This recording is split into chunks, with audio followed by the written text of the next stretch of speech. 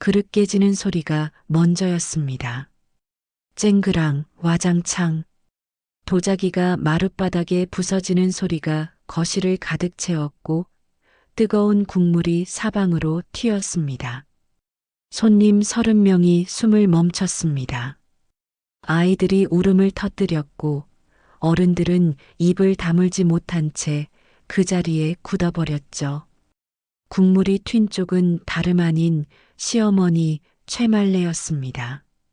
꽃무늬 저고리가 뜨거운 국물로 흥건히 젖어들었고 그녀의 얼굴은 분노와 충격으로 일그러졌죠. 며느리 박수진은 앞치마를 천천히 벗었습니다. 30명의 눈이 모두 자신에게 쏠려 있었지만 흔들리지 않았습니다. 그 눈빛은 6년 동안 한 번도 본 적 없는 낯선 것이었죠. 그리고 바로 그 순간 아무도 예상하지 못한 일이 벌어졌습니다. 이 놀라운 이야기의 전말이 궁금하시다면 잠깐 구독 버튼을 눌러주세요. 평범해 보이는 사람들의 숨겨진 이야기를 매일 전해드립니다.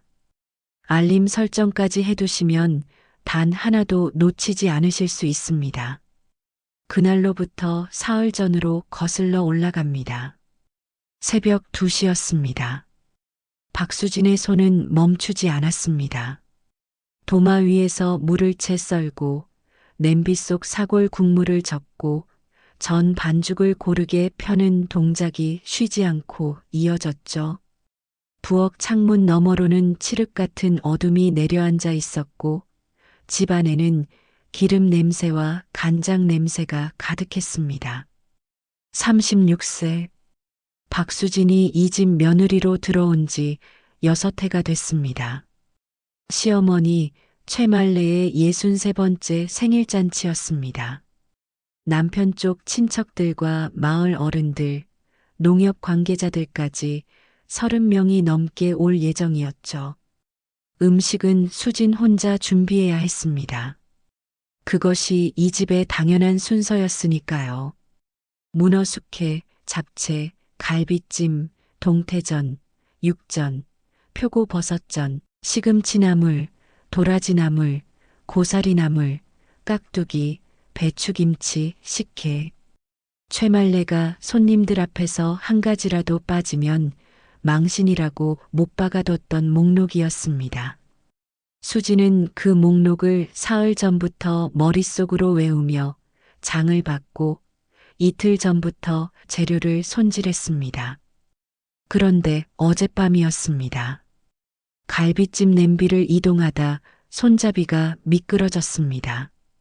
펄펄 끓는 국물이 오른손 손등 위로 쏟아졌죠. 수지는 비명을 눌러 삼키며 바로 찬물에 손을 담갔습니다. 물집이 잡히기 시작했고 손등 한쪽이 빨갛게 부어올랐습니다.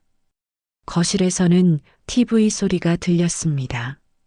남편 재훈이 늦게까지 깨어 있었죠. 수지는 부엌 문을 열려다 멈췄습니다. 말해봤자 달라지는 게 없다는 걸 알고 있었으니까요. 내일 잔치에 차질이 생긴다고 걱정하는 말만 들을 것이었습니다.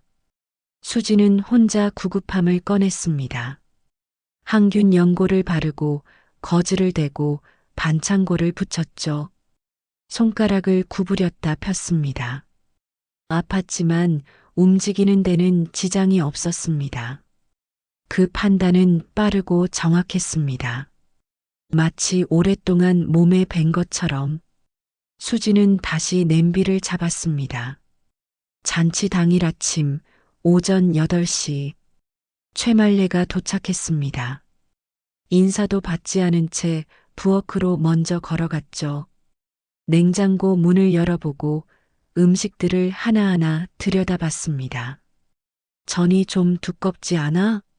동태전이 이게 다야? 갈비가 좀 질겨 보이는데 제대로 재웠어?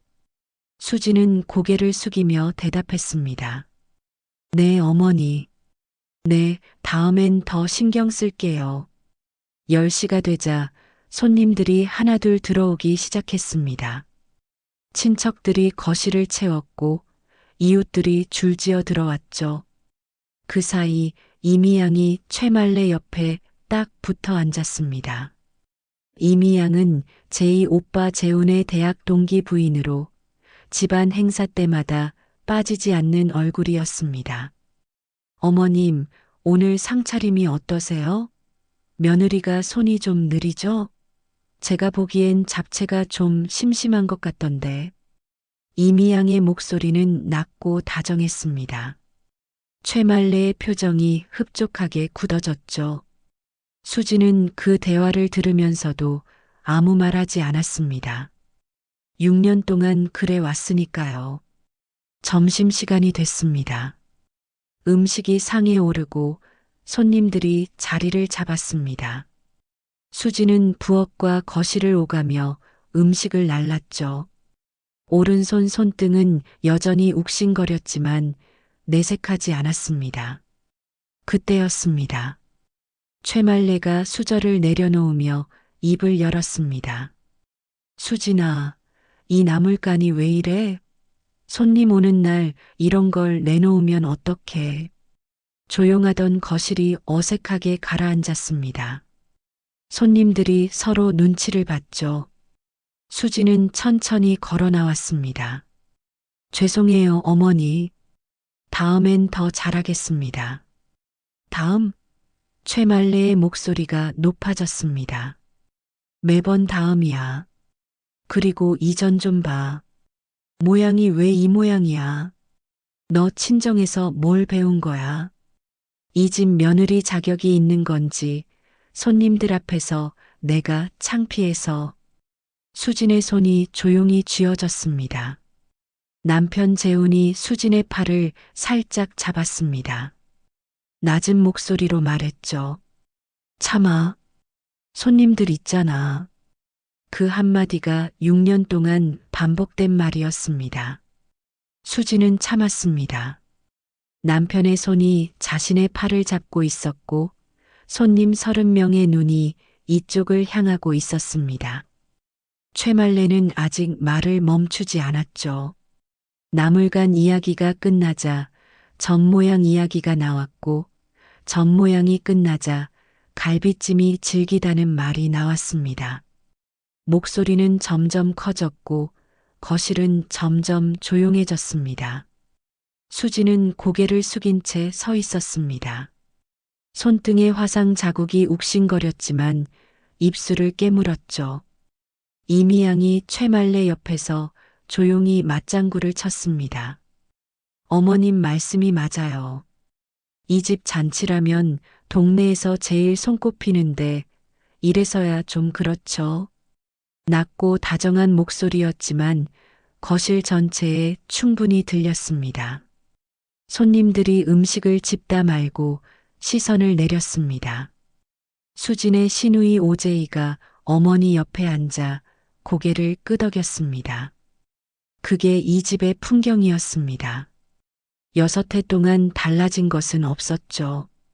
최말레가 마지막 한마디를 꺼냈습니다. 너 친정이 어딘지는 알지만 이 집에 시집 왔으면 이 집 격에 맞게 살아야지. 내가 손님 불러놓고 이런 상 받으면 어디 가서 할 말이 있겠어. 친정 이야기가 나오는 순간 수진의 눈이 한번 흔들렸습니다. 남편 재훈은 수저를 내려놓으며 시선을 밥그릇에 고정했죠.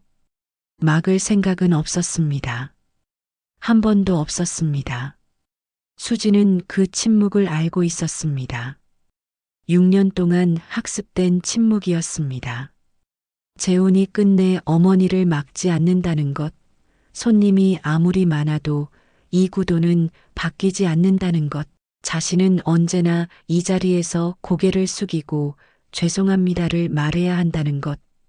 그런데 그날은 조금 달랐습니다. 욱신거리는 손등 때문이었는지도 모릅니다. 어젯밤 혼자 구급함을 꺼내 거즈를 댔던 그 순간이 떠올랐습니다. 아무도 오지 않았습니다. 거실에서 TV 소리만 들렸죠.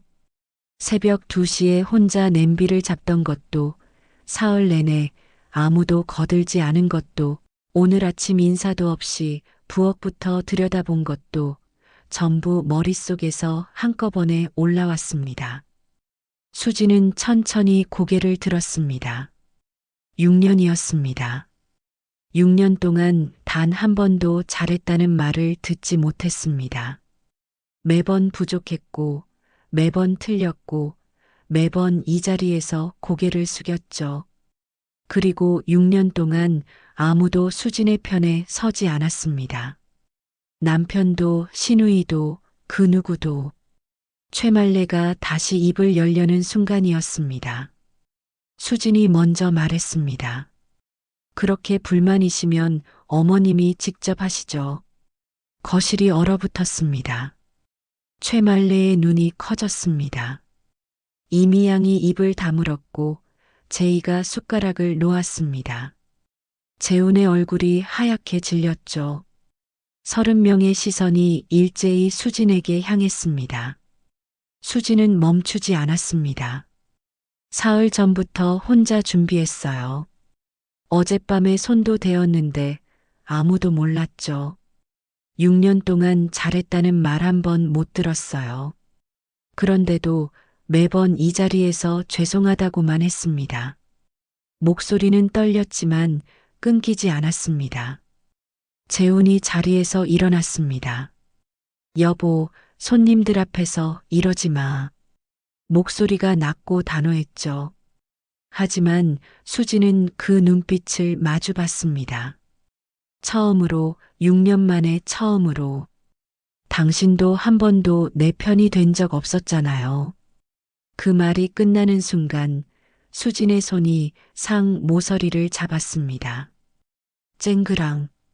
그릇 깨지는 소리가 거실을 가득 채웠습니다.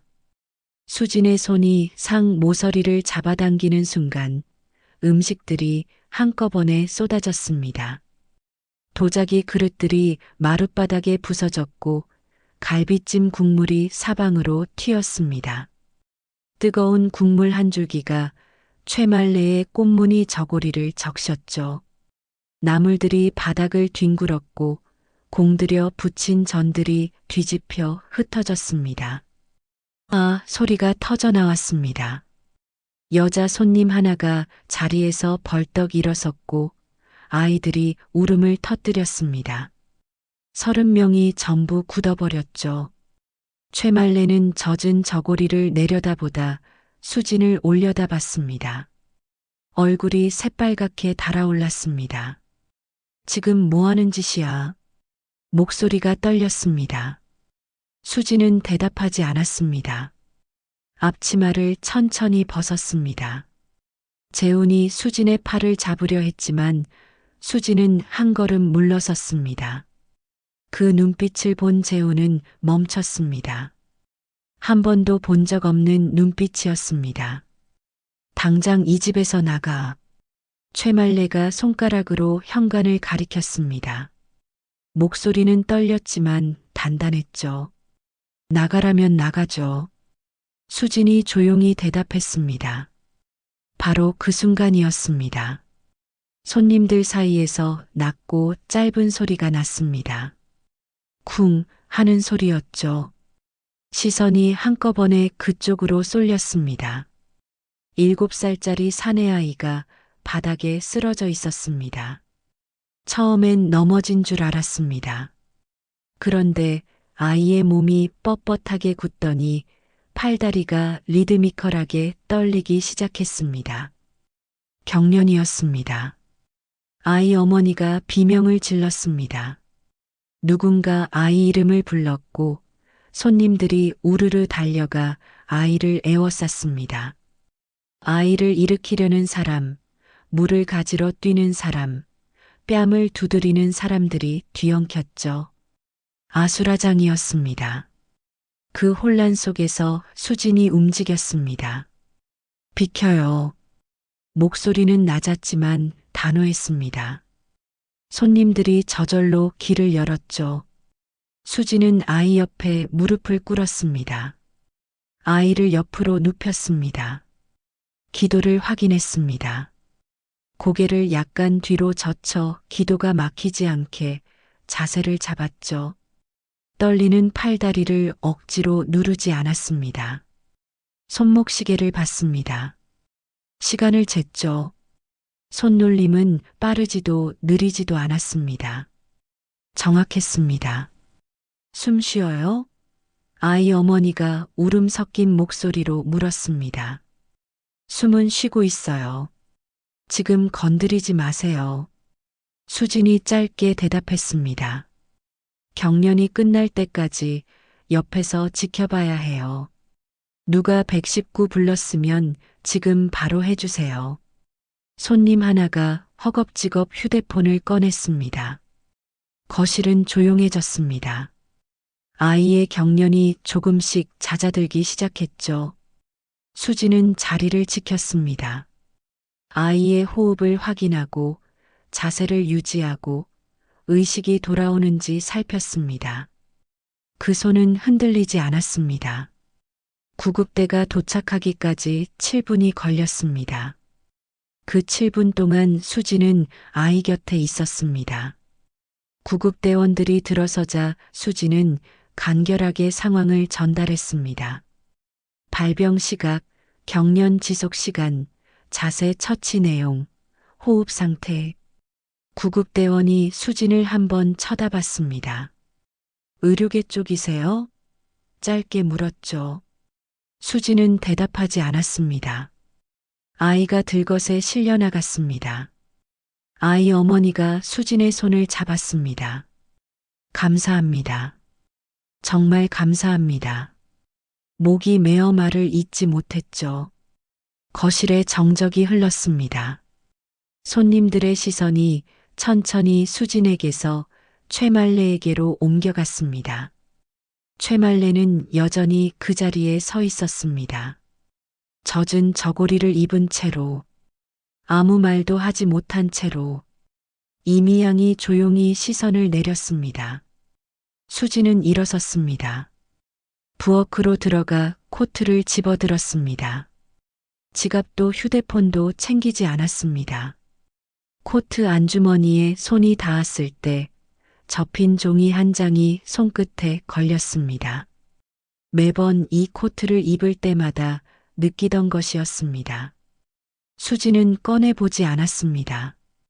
그냥 손으로 한번 쥐었다가 놓았죠. 현관문을 열었습니다. 아무도 붙잡지 않았습니다. 재우는 그 자리에 서서 수진의 등을 바라봤습니다. 입을 열었지만 소리가 나오지 않았죠. 문이 닫혔습니다. 겨울바람이 얼굴을 때렸습니다. 대문을 나서는 순간 수진의 다리가 잠깐 흔들렸습니다. 아파트도 아니고 마을 한가운데 있는 단독주택이었습니다. 대문 밖으로 나오자 논밭이 펼쳐졌고 멀리 버스 정류장 지붕이 보였죠. 수지는 그쪽으로 걸었습니다. 뒤에서 아무 소리도 들리지 않았습니다. 정류장 벤치에 앉았습니다. 손이 떨렸습니다. 방금 무슨 일을 저질렀는지 머릿속으로 정리가 되지 않았습니다. 상이 뒤집혔고 아이가 쓰러졌고 문이 닫혔습니다. 그 순서가 맞는지조차 헷갈렸죠. 코트 주머니에 손을 넣었습니다. 지갑이 없었습니다. 체크카드 한 장이 손끝에 걸렸습니다. 평소 코트 주머니에 넣어두던 것이었죠. 잔액이 얼마인지 알 수 없었지만 지금 당장 필요한 건 그것뿐이었습니다. 버스가 왔습니다. 행선지 표지판에 대구라고 쓰여 있었습니다. 수지는 올라탔습니다. 어디로 가야 할지 생각하지 않았습니다. 그냥 이 마을에서 멀어지고 싶었을 뿐이었죠. 버스 안은 한산했습니다. 창가 자리에 앉았습니다. 차가운 유리에 이마를 기댔습니다. 창밖으로 마을이 천천히 멀어지기 시작했습니다. 최말레의 집 지붕이 보였다가 사라졌습니다. 논이 펼쳐졌고 도로가 이어졌습니다. 수지는 그제야 숨을 내쉬었습니다. 손등이 욱신거렸습니다. 어젯밤 대인 자리였습니다. 코트 소매를 걷어 올렸습니다. 반창고가 떨어져 있었습니다. 아마 아이를 처치할 때 떨어진 것 같았습니다. 피부가 빨갛게 부어 있었죠. 수지는 소매를 다시 내렸습니다. 안주머니에 손이 닿았습니다. 아까 현관에서도 느꼈던 그 종이였습니다. 꺼냈습니다. 4번 접힌 어사 크기의 종이였습니다. 오래 접혀 있어서 접힌 자리가 달아 있었죠. 천천히 펼쳤습니다. 의사 면허증 사본이었습니다. 박수진, 면허번호, 발급 날짜, 대한민국 보건복지부 장관. 수지는 그 종이를 한동안 바라봤습니다. 6년 전 사직서를 낸 날 원무과 서랍에서 꺼낸 것이었습니다. 남편은 면허증 원본도 필요 없다고 했습니다. 어차피 안 쓸 거라고. 수지는 원본은 집 어딘가에 두고 이 사본만 코트 안주머니에 넣어두었습니다. 왜 그랬는지는 자신도 몰랐습니다. 그냥 버릴 수가 없었죠. 6년 동안 이 코트를 입을 때마다 이 종이가 거기 있었습니다. 꺼내 본 적은 없었습니다.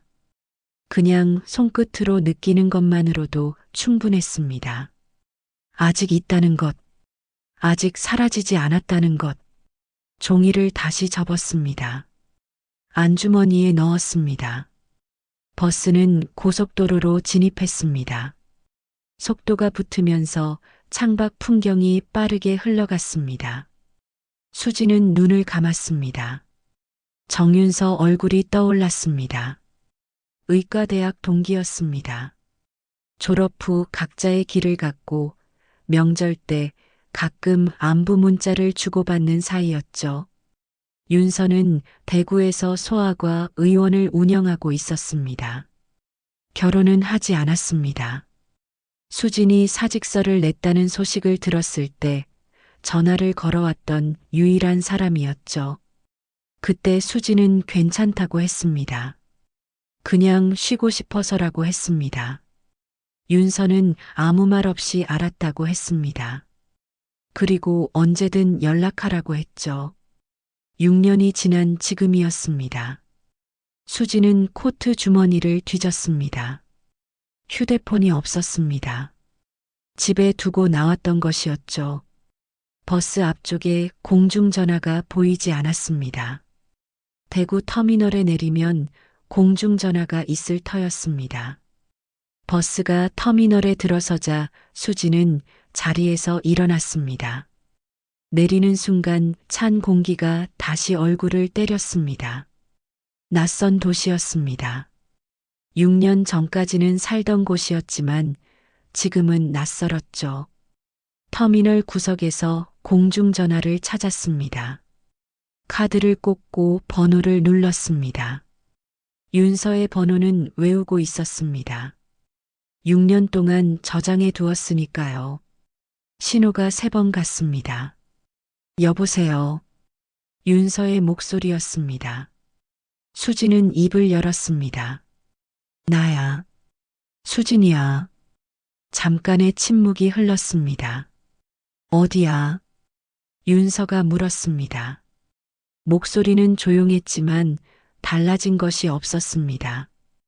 6년 전 그 목소리 그대로였습니다. 대구 터미널이야. 알았어. 거기서 움직이지 마. 전화가 끊겼습니다. 수지는 수화기를 내려놓고 터미널 벤치에 앉았습니다. 손등이 욱신거렸습니다. 배가 고팠습니다. 몸이 차가웠습니다. 하지만 6년 만에 처음으로 참으라는 말이 들리지 정윤서는 30분 만에 나타났습니다. 터미널 입구로 들어서던 윤서는 벤치에 앉아 있는 수진을 보자 걸음을 멈췄습니다. 코트 하나만 걸친 채 손등에 반창고도 없이 아무것도 들지 않은 모습이었죠. 윤서는 아무 말 없이 다가와 옆에 앉았습니다. 많이 추웠지.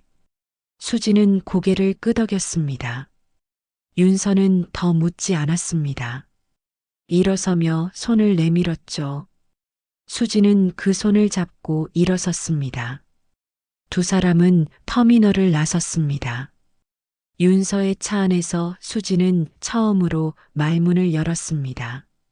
생일잔치 이야기를 했습니다. 상이 뒤집힌 것도, 아이가 쓰러진 것도, 문을 나선 것도, 말하면서 목소리가 2번 흔들렸지만 울지는 않았습니다. 윤서는 운전하면서 들었습니다.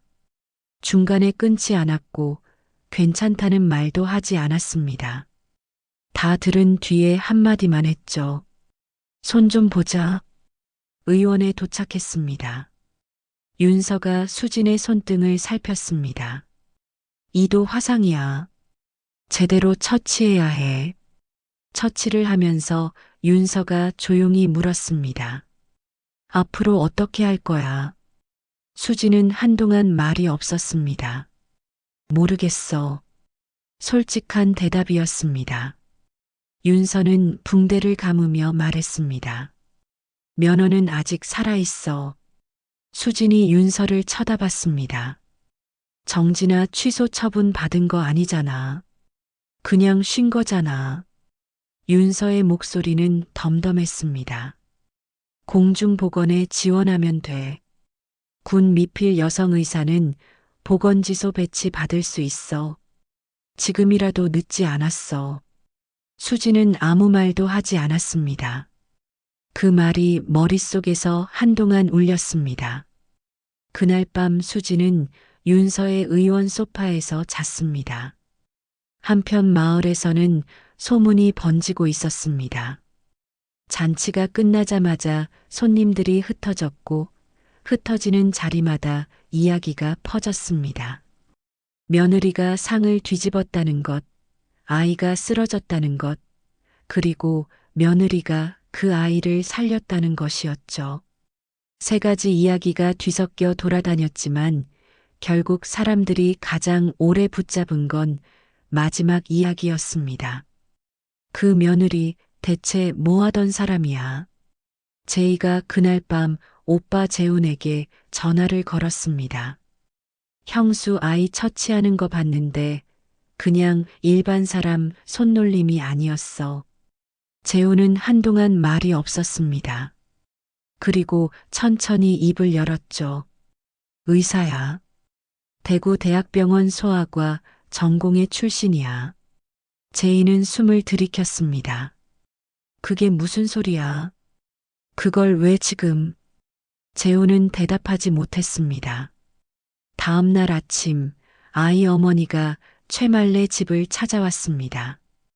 어제 며느리분이 우리 아이 살렸습니다. 정말 감사드려요.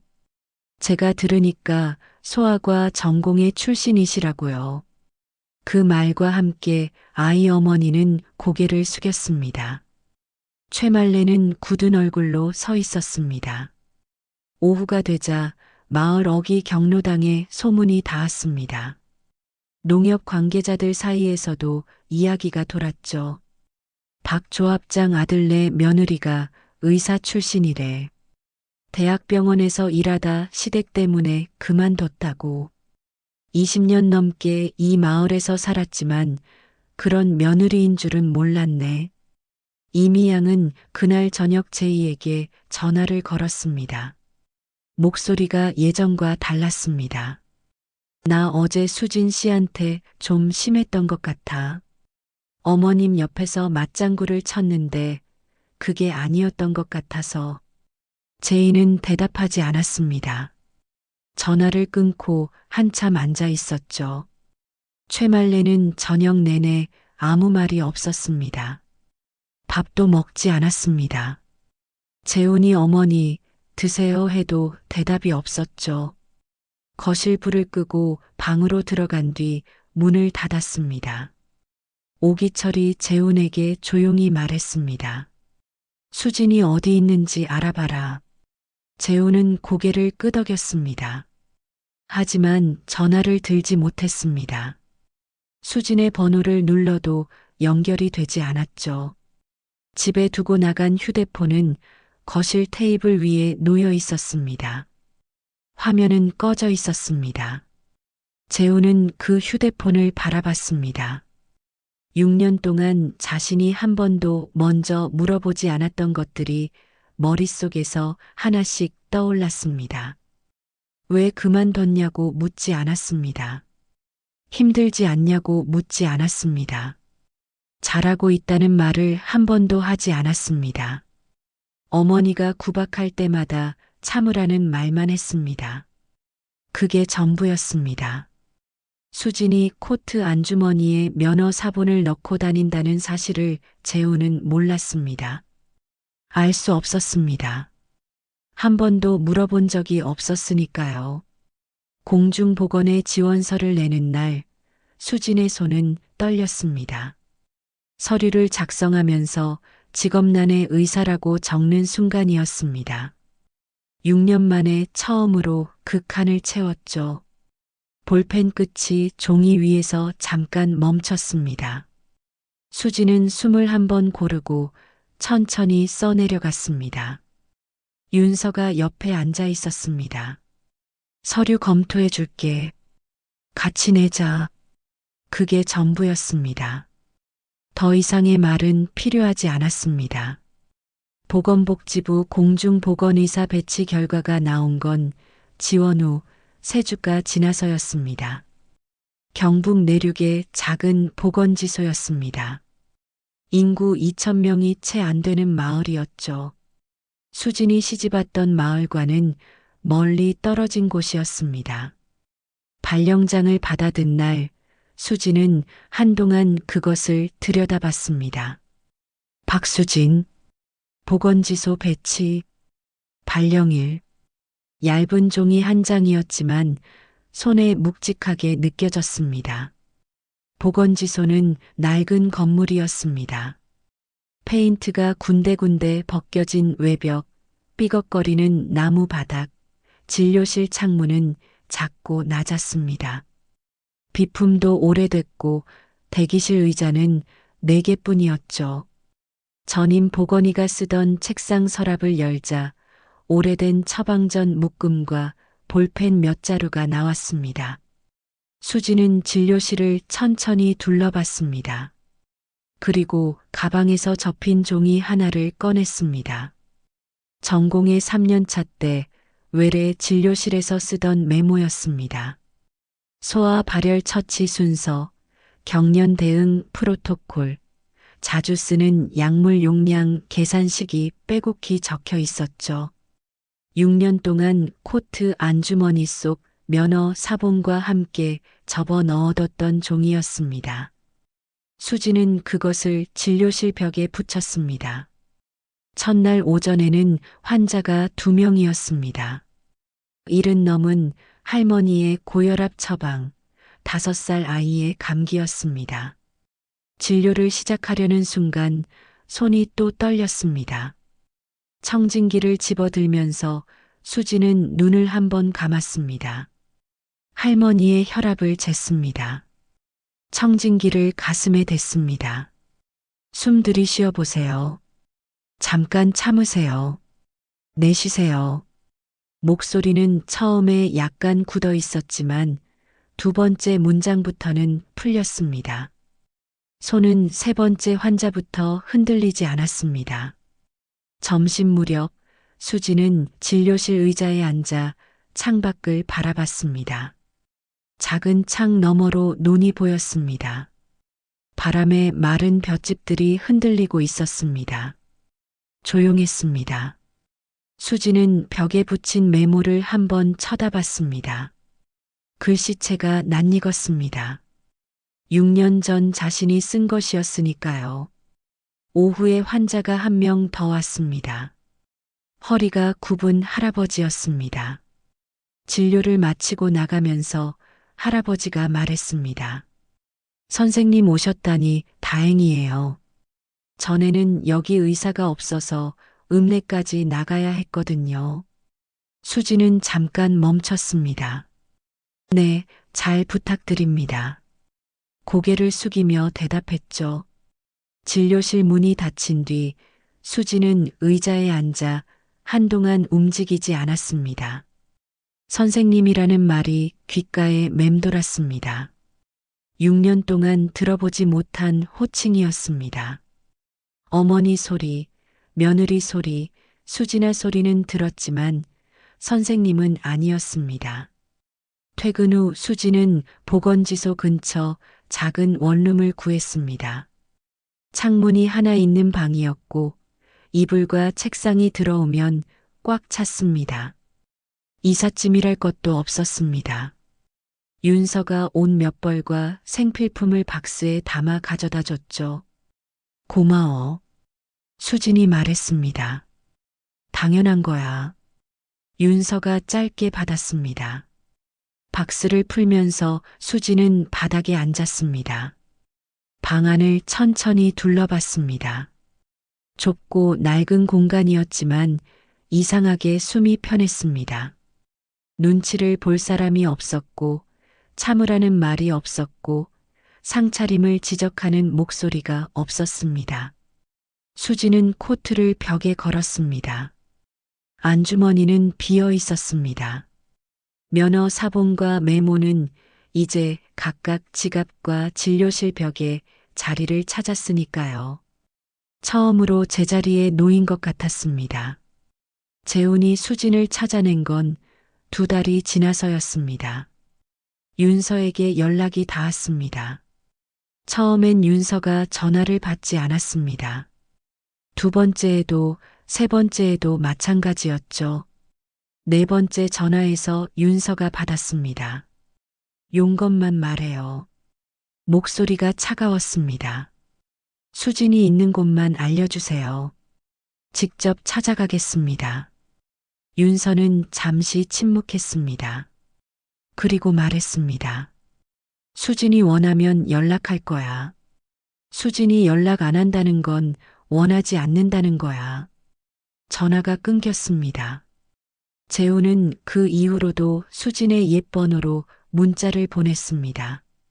읽지 않는다는 걸 알면서도 계속 보냈습니다. 미안해. 찾고 싶어. 한 번만 만나자. 답장은 오지 않았습니다.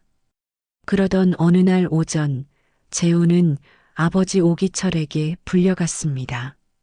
서재에 마주 앉은 오기철은 오랫동안 말이 없었습니다. 그러다 천천히 입을 열었죠. 수진이가 왜 그만뒀는지 알고 있었지.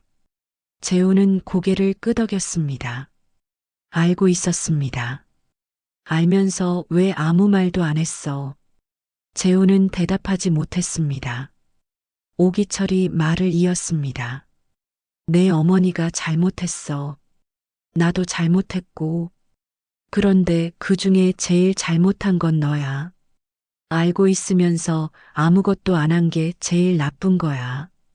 재훈은 고개를 숙였습니다. 반박할 말이 없었습니다. 최말레는 잔치 이후로 달라져 있었습니다.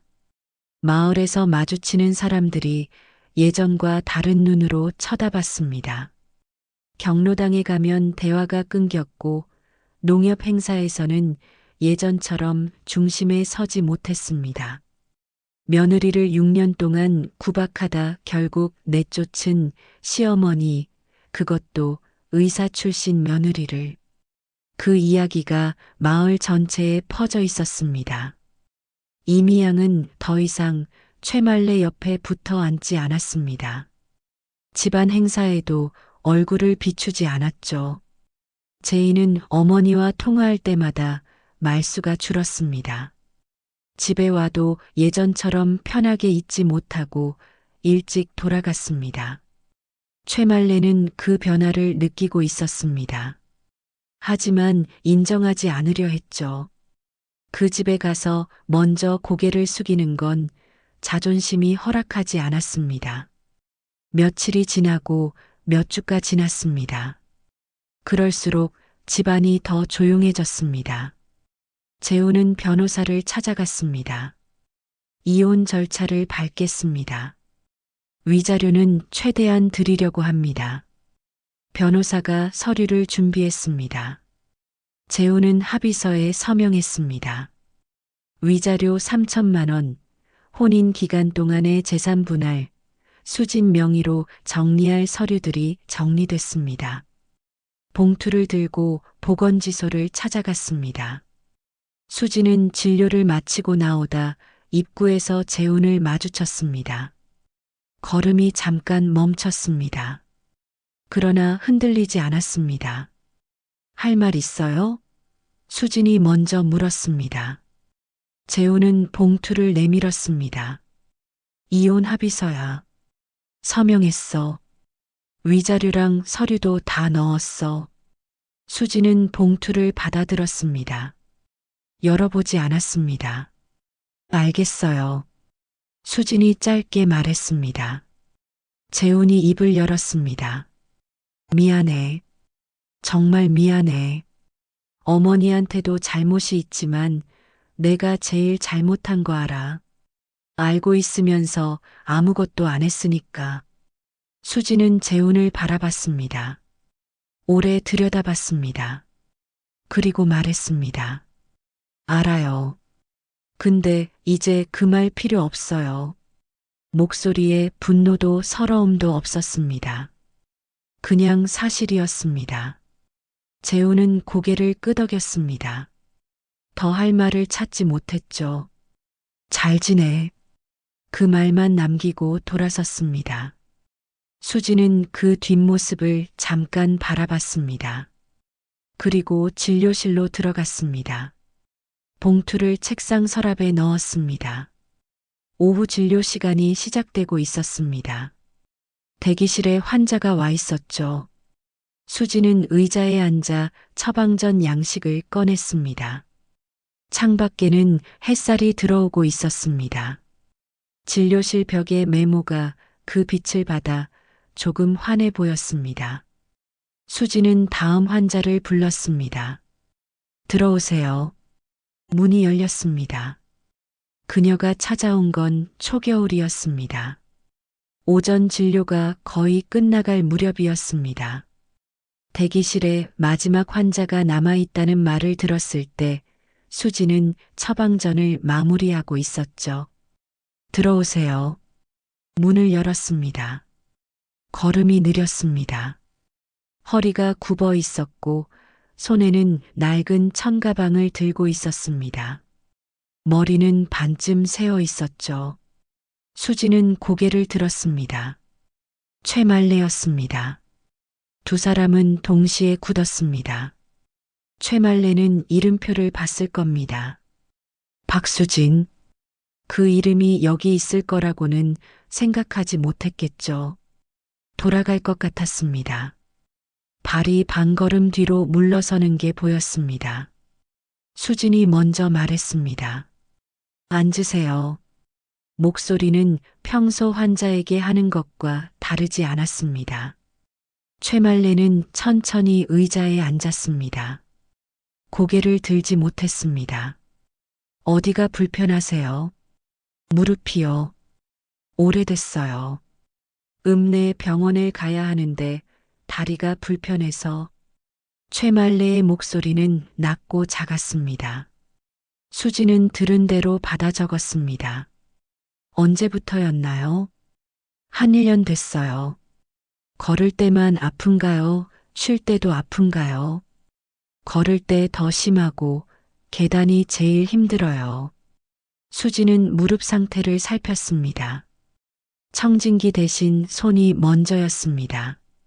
무릎 주변을 천천히 눌러봤습니다. 최말레는 눌리는 자리마다 미세하게 표정이 굳었지만 소리를 내지 않았습니다. 퇴행성 관절염입니다. 초기에서 중기 사이예요. 지금 당장 수술할 단계는 아니지만 관리를 잘 하셔야 해요. 수진이 말했습니다. 소염진통제 처방하고 물리치료 연계해 드릴게요. 읍내 정형외과 가시면 정밀 검사도 받으시는 게 좋겠어요. 최말레는 고개를 끄덕였습니다. 여전히 눈을 마주치지 못했습니다. 수지는 처방전을 작성했습니다. 약 이름, 용량, 복용 방법을 또박또박 적었습니다. 다 쓰고 나서 처방전을 내밀었습니다. 최말레가 받으려다 멈췄습니다. 손이 떨렸습니다. 처방전을 쥔 채로 고개를 천천히 들었습니다. 수진과 눈이 마주쳤습니다. 수진아. 목소리가 갈라졌습니다. 수진은 대답하지 않았습니다. 최말레를 바라봤습니다. 6년 동안 그 목소리 앞에서 고개를 숙였던 기억이 있었습니다. 새벽 2시에 혼자 전을 부치면서 들었던 목소리, 손님 30명 앞에서 들었던 목소리. 지금 앞에 앉아 있는 사람이 그 목소리의 주인이었습니다. 하지만 지금 이 진료실에서 수지는 의사였습니다. 내가 잘못했어. 최말레가 말했습니다. 많이 잘못했어. 그걸 이제야 말하는 게 너무 늦은 거 알아. 그래도 한 번은 말하고 싶었어. 수지는 잠시 그 말이 공기 속에 가라앉는 걸 기다렸습니다. 그리고 말했습니다. 처방전에 적힌 대로 드세요. 아침 저녁 식후에 2알씩이에요. 무릎에 무리 가지 않게 계단은 천천히 오르시고요. 최말레는 눈물이 고인 채로 고개를 끄덕였습니다. 수지는 처방전을 한 번 더 가리켰습니다. 다음 달에 다시 오세요. 약 효과 봐야 하니까요. 그게 전부였습니다. 최말레는 천가방을 들고 자리에서 일어났습니다. 일어서는데 시간이 걸렸습니다. 무릎이 불편한 탓이었죠. 수지는 그것을 보고 있었지만 부축하지 않았습니다. 부축할 자리가 아니었습니다. 문 앞에서 최말레가 멈췄습니다. 등을 보인 채로 말했습니다. 감사합니다, 선생님. 6년 동안 들어본 적 없는 말이었습니다. 수지는 아무 말도 하지 않았습니다. 문이 닫혔습니다. 수지는 의자에 앉아 창밖을 바라봤습니다. 초겨울 햇살이 논 위에 내려앉아 있었습니다. 바람에 마른 풀들이 흔들렸습니다. 조용했습니다. 책상 위에는 다음 처방전 양식이 놓여 있었습니다. 오후 진료가 시작될 시간이었습니다. 수지는 양식을 집어들었습니다. 그리고 다음 환자를 불렀습니다. 들어오세요. 이것이 수진이 건넨 마지막 한 상이었습니다. 뒤집지 않았습니다. 소리치지 않았습니다. 그저 정확하게 정성껏 제자리에서 차렸습니다. 아무리 짓밟혀도 뿌리가 있는 사람은 다시 일어섭니다. 그리고 그 사람이 가장 강해지는 순간은 복수할 때가 아닙니다. 자기 자리로 돌아왔을 때입니다. 여러분은 어떤 자리로 돌아가고 싶으신가요? 오늘 이야기가 마음에 남으셨다면 구독과 좋아요 부탁드립니다.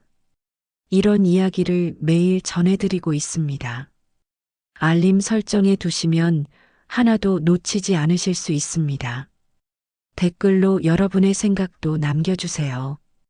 오늘도 들어주셔서 감사합니다.